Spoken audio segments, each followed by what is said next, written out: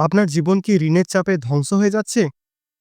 Phone বাজলেই মনে হচ্ছে আবার কোন লোন কোম্পানি কড়া ভাষায় টাকা ফেরত চাইবে।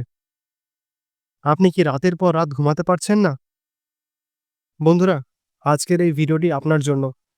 কারণ আজ আমি বলবো কিভাবে ঋণের চাপে ভেঙে না পড়ে একে জয় করবেন।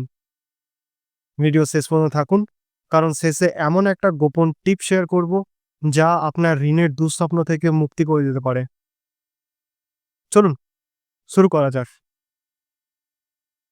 সমস্যার স্বীকারোক্তি। ডিনায়াল ছেড়ে বাস্তবতাকে মেনে নিন। ঋণ থাকা মানেই আপনি খারাপ মানুষ নন, কিন্তু সমস্যা তখনই যখন আমরা চোখ বন্ধ করে ভাবি আরেকটু সময় পেলে ঠিক সামলে নেব। বন্ধুরা, সময় কারোর জন্য অপেক্ষা করে না। আপনার ঋণের পরিমাণ জানুন, কাকে কত টাকা দিতে হবে সেটার একটা তালিকা তৈরি করুন। কোনো কিছু না জানার চেয়ে সত্যিটা জানা ভালো। একবার নিজেকে প্রশ্ন করুন, আমি কি সত্যিই জানি আমার উপরে কত টাকা ঋণ আছে? যদি উত্তর না হয়, তাহলে আপনি নিজের বিপদ বাড়িয়ে নিচ্ছেন। আতঙ্ক নয়, কৌশলী পরিকল্পনা করুন। অনেকে ঋণের চাপে পড়ে আতঙ্কিত হয়ে যান, কিন্তু আতঙ্ক কোনো সমস্যার সমাধান নয়। সবথেকে গুরুত্বপূর্ণ হলো একটা স্ট্র্যাটেজি তৈরি করুন। কিভাবে? প্রায়োরিটাইজ করুন। কোন ঋণ আগে শোধ করা দরকার? উচ্চ সুদের ঋণ আগে মেটান। নেগোসিয়েশন করুন। ব্যাংক বা লোন কোম্পানির সাথে কথা বলুন। অনেক সময় তারা ইএমআই কমিয়ে দেয়।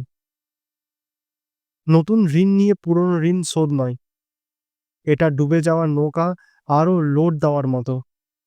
আয়ের নতুন উৎস তৈরি করুন। ঋণ শোধ করতে গেলে বেশি ইনকাম করতে হবে। শুধু খরচ কমিয়ে লাভ নেই, নতুন ইনকামের পথ খুঁজতে হবে। পার্ট টাইম কাজ করুন। Freelancing, online business, content creation. দক্ষতা বাড়ান। Digital marketing, copywriting. সম্পদ তৈরি করুন। ইনভেস্টমেন্ট শুরু করুন। বড় লোকেরা কখনো একটা ইনকামের ওপর নির্ভর করেন না, তাই আপনিও নতুন সুযোগ খুঁজুন। আপনার ইনকাম বাড়ানোর সবথেকে সহজ উপায় কি হতে পারে? এর উত্তর দিচ্ছি ভিডিও শেষে।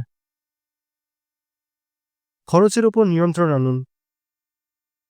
বাড়ির বাইরে খাওয়া, অনলাইন শপিং, অপ্রয়োজনীয় সাবস্ক্রিপশন, এগুলো কি সত্যিই দরকার? প্রতি মাসে শুধু 5,000 টাকা বাঁচাতে পারলে 1 বছরে 60,000 টাকা হয়। এই টাকাটা কি ঋণ শোধ করতে কাজে লাগবে না? বিনিয়োগ শুরু করুন ফিনান্সিয়াল ফ্রিডমের পথে। এটা সবথেকে গুরুত্বপূর্ণ স্টেপ। ঋণের পরিমাণ কমাতে হলে আপনাকে অর্থ বাড়াতে হবে। ছোট ছোট ইনভেস্টমেন্ট করুন। মাত্র 5,000 টাকা দিয়ে এসআইপি শুরু করেও আপনি কোটিপতি হতে পারেন। বিশ্বাস হচ্ছে না? তাহলে আমার পরের ভিডিওটা দেখে নিন। বন্ধুরা, ঋণ মানে জীবনের শেষ নয়, এটাকে সামলানো শিখতে হবে। এই ভিডিও যদি আপনাকে সাহায্য করে, তাহলে লাইক করুন, কমেন্ট করুন আর বন্ধুদের সাথে শেয়ার করুন। আর এখনই দেখুন আমার পরের ভিডিও, মাত্র 5,000 টাকার এসআইপি দিয়ে 1 কোটি টাকা কিভাবে জমাবেন, যেখানে আমি আপনাকে দেখিয়েছি ধীরে ধীরে ধনী হওয়া সম্ভব। চলুন ফিনান্সিয়াল ফ্রিডমের পথে এগিয়ে যাই।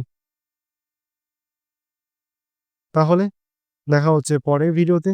ততক্ষণের জন্য ভালো থাকুন, সুস্থ থাকুন এবং ইনভেস্টমেন্ট করতে থাকুন। ধন্যবাদ।